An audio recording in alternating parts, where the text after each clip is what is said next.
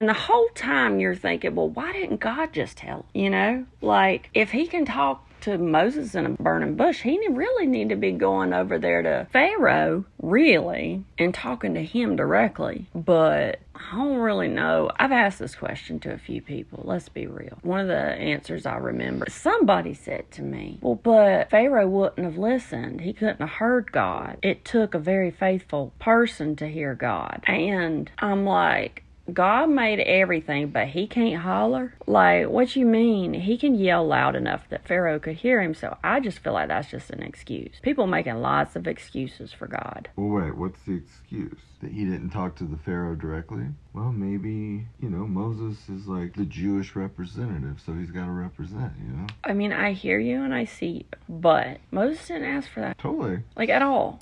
So he goes to Egypt, and then he's like, hey, brother, who is now Pharaoh, I'm going to need you to let the Jews go. And he's like, yeah, no, that's not going to happen. He's like, but I kind of really need you to. And he's like, yeah, that's definitely not going to happen. Moses is like, yeah, but see about that. So, like, God, he came to me in a burning bush and talked to me, and he said, you got to do this or else. Of course, Pharaoh's like, I'll take or else for 400. Something happened.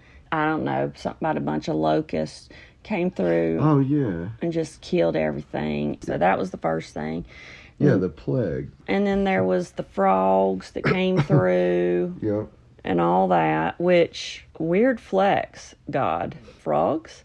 But whatever. Then Moses' staff turned into a snake, and then he turned the Red Sea red. Go figure. He touched the water with his staff. That's what she said.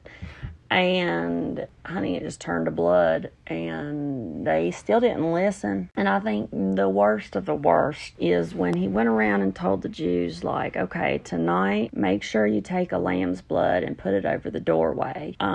If you don't have that, the spirit is going to come and take your firstborn. Mm-hmm. It's a plague. It's a whole thing. Me and God just talked about it. He's really super serious about it.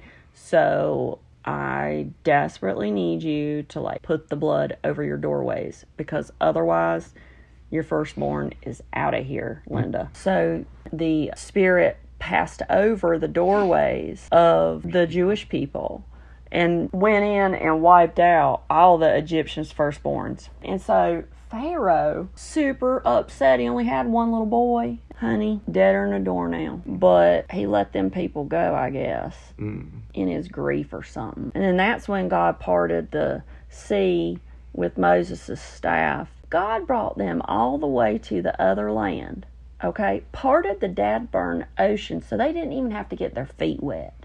You know what I'm saying? A little splash, but yeah.